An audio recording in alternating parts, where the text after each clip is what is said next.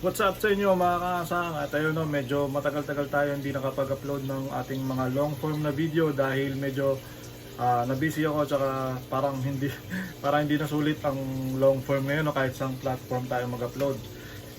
Medyo matumal so nagpahinga muna ako sa long form at yun, kung makikita nyo active ako sa reels tsaka sa mga shorts ngayon. At ayun, naisipan ko lang gumawa ulit ngayon ng medyo mahaba-habang video dahil baka na-miss nyo na rin. At ayun, balita lang sa mga ginagawa natin at kung ano yung mga gagawin ko ngayon sa mga isda ko na wala naman talaga actually bago dahil puro pinaparami at pinapalaki ko lang naman yung mga isda ko ngayon dito. At kung meron mga available, pakita ko na rin sa inyo yung mga binibenta natin. At ayun, no, yung 50 gallons natin available pa rin, 3,000 lang. Wala pa rin kumukuha. Kailangan ko na itong mabenta before February kasi February papagawa ko na yung mga plano natin dito. So, kailangan ko na talaga ma-dispatch ito bago mag-February. So, ang dami kasing ang dami nagtatanong kaso mga nambabarat kaya hindi ko masyado pinapansin yung mga ganon. At ayun, mura na nga sa 3,000 yan, dalawang tank. Meron pang mga lahat na yan, tubig na lang kulang mo sa isda. So, binabarat pa rin at hindi ko naman pwedeng ibigay ng ganon. So, magiging unfair naman yon. Kaya ayun, available pa rin yung ating 50 gallon tank. Tapos pakita ko sa inyo yung mga gagawin natin dito, kung yung mga plano ko dito at kung ano na yung nangyari sa mga isda natin dito sa bahay. Alright. Ang naiisip ko ngayong gawin ay ilipat ito sa likod. Kasi para ma-clear na rin natin to kasi medyo matagal, baka mamaya biglang may bumili na. Mas maganda yung ready na. So plano ko ito ilagay sa likod sa mas maliit na aquarium natin doon para masanay na rin siya kasi ganoon din naman yun pag nabenta natin yan. Doon ko rin naman siya ilalagay. Tapos ito, hanapan ko rin ito na malalagyan itong ating isang mail dito.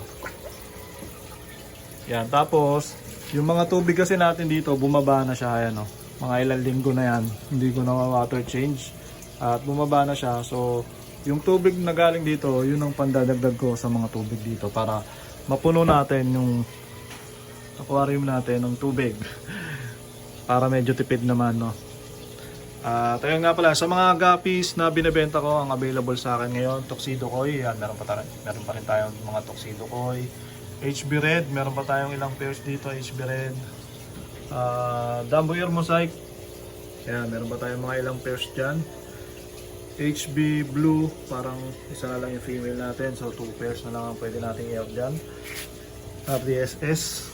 Ito, meron pa tayo dito mga RDSS na mga pet grade na RDSS, 150 lang naman yan pero sa akin. Yan, mga pet grade na RDSS. Hindi yan yung half muna.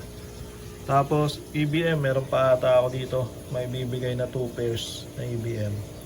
So sa mga gustong mag-order, meron pa naman tayong konting stock. At yun, hindi pa ako makapunta sa farm ngayon. Hindi ko alam kung kailan kasi last week ako nandun. Hindi ko alam kung kailan ako makakabalik. Yun nga pala, update ko kayo sa ating goldfish. Noong nakaraan, nagkaroon to ng mga pula-pula. Nilagay ko sa 20 gallon sa likod. Pero ngayon yan, magaling na silang tatlo. Bali, iniwan ko talaga itong tatlo na to sa akin. Para meron pa rin akong goldfish dito. At yun, dalawang male yan. Tsaka itong tancho natin. Yun yung female. So, tatlo lang yan. Nilagay ko sila dito sa ating mahabang aquarium na 20 gallons din naman to. Pero long. Hindi kagaya na nasa likod ko kasi yung ganito 20 gallons na standard. Ito kasi mahaba. So parang siya, dalawang 10 gallons yan. So yung size niya parang dalawang 10 gallons. Kaya 20 gallons yan. So tinira ko nga yan. Tapos yung mga isda natin na pinapalaki dito, pasilip ko na rin sa inyo Yung ating PKBM, kumonti na yung breeders kasi yung lumamig nga yung panahon dito. Ayan, dalawa na lang yung natirang malaki dito. Pero meron pa akong tatlo dun sa hiwalay na tank. Tapos yung mga anak nila yan, medyo lumalaki na. Tapos ito na yung sumunod na batch. Ayan, lumalaki na rin. Yung ating feeder koi. Ayan, medyo juvie pa kasi ito mga to. Kaya medyo hindi pa malalaki yung mga ear nila. Hindi ko alam kung pwede na ibenta to pero kung ako kasi tatanungin, hindi ko pa sila dapat ibenta. Palalakihin ko muna ng konti yung ear niyan. Tapos andito yung mga lumabas na walang koi pero pay dirt. Yan ang mga pay dirt. Magkaiba kasi price niyan eh. So, meron lumabas na walang koi o walang red cap. Ito yung mga may red cap. Tinabi ko yan. Tapos yan. Yung ating MSSBT yan. Nakakakulay na yung mga MSSBT natin. Diyan na pinanganak yan. Tsaka meron ditong alligator. Alligator.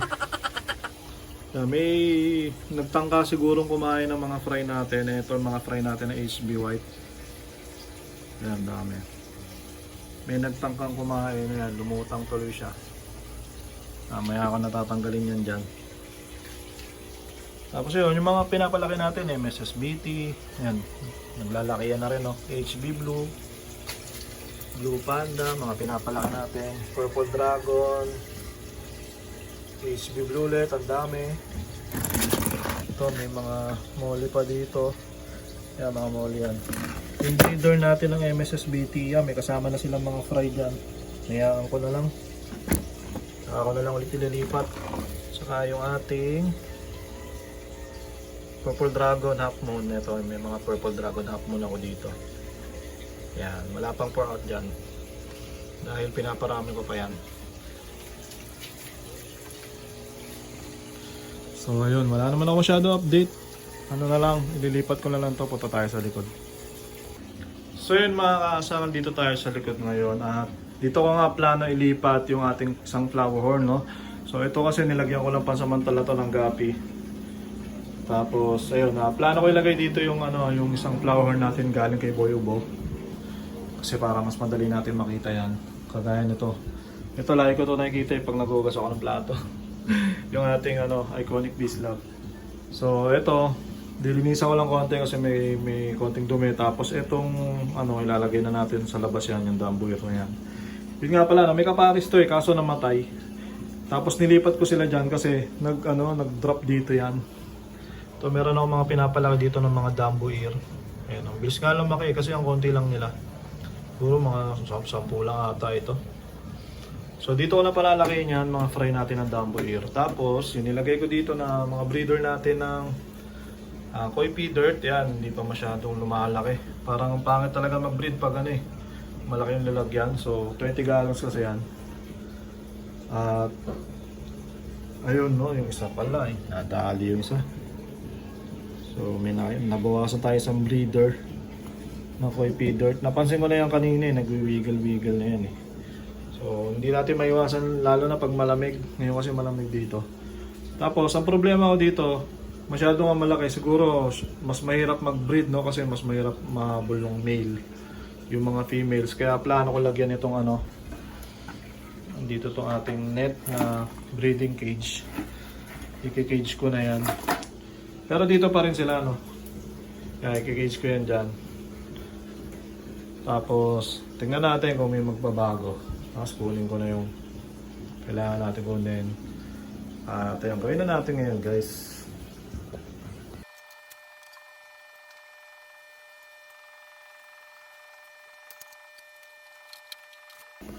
So yun mga kasang, di ata uubra kasi lumulusot yung male.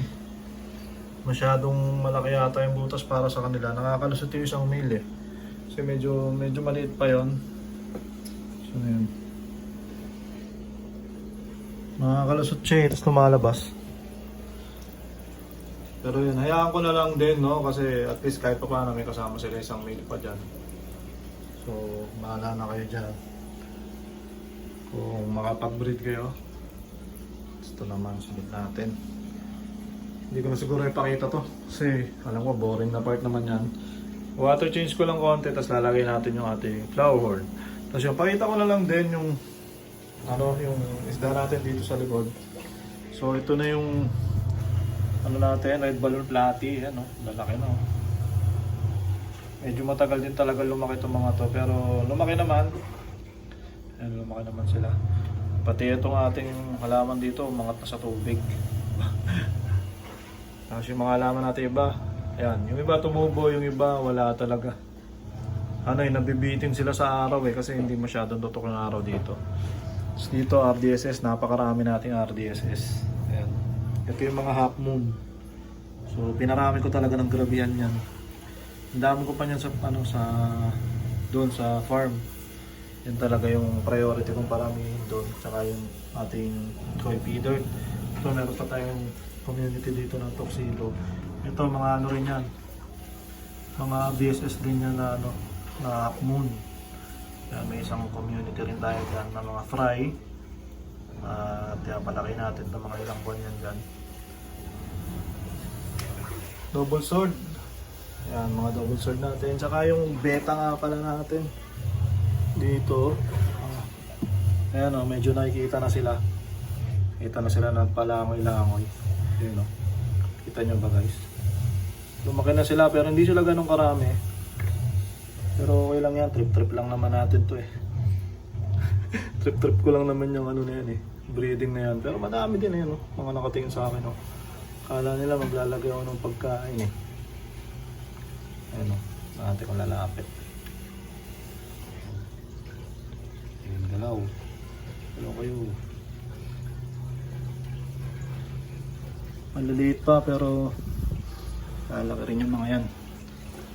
So ayun. Gawin ko na lang to. Ilipat muna natin.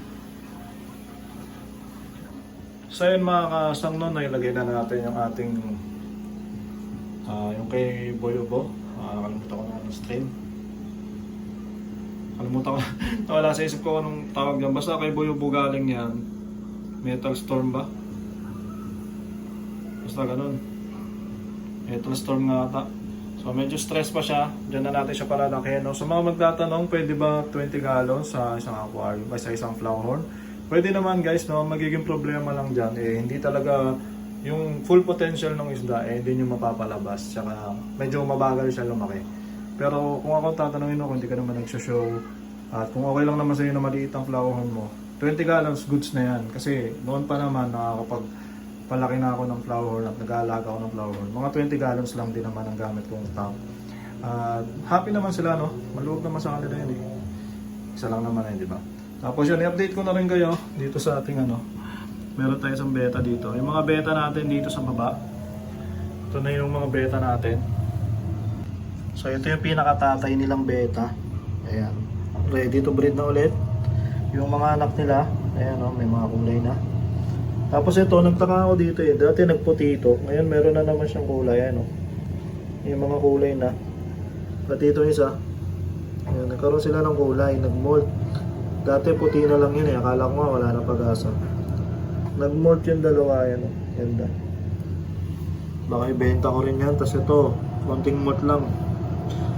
Nabitin sa kulay. Ito isa naman wala talagang kulay. Yan. Depende kasi yan sa jeans eh. So, hindi ko na alam kung anong halo nito. Ito medyo madilaw. Ang ganda rin. No? Ibenta ko na yan. Tsaka ito. Pwede na ibenta yan kasi puro males. Ito yung mga unang anak nung breed natin ito. Tsaka yun, breed natin doon sa yung inulog ko lang. Eh yeah, malalaki na. Tsaka yun nga pala yung molly natin, di ba nilagay ko dito yung balloon molly natin, 4. Bigay sa akin ni Mitras Backyard yan, 4. Eh mga fry na siya, ayan, dami oh. Serious, payaan ko na lang yan dyan, dami ko ng fry niyan eh. So, hayaan ko na lang silang mapuno dito sa aquarium na yan. Tapos, update ko na lang kayo kung anong mga ganap at mangyayari sa ating mga isda. So, yun mga kasano, sana nag-enjoy pa rin kayo sa aking mga update. At yun, sa susunod na video, siguro pupunta tayo ng farm, hindi ko lang alam. Pero within this week, kailangan ko pumunta doon para ma-check natin yung mga isda natin doon. At yun, sana hindi kayo magsawa sa panonood sa akin dito sa YouTube. At ayun, maraming salamat sa mga kakasang. Tapusin muna natin ang video na to. Maraming salamat sa mga nanood at patuloy na nanonood. Peace out. May gagawin pa pala ako dito. Yan o, kunin natin. Dito ko ilalagay. Sayang tubig eh. Diba? Tapos yun, bilhin nyo na yung tanko na yan. Para makaluwag na tayo dito. Masisikipan talaga ako eh. Para maiusog natin, diba? Alright mga kakasang. Peace out.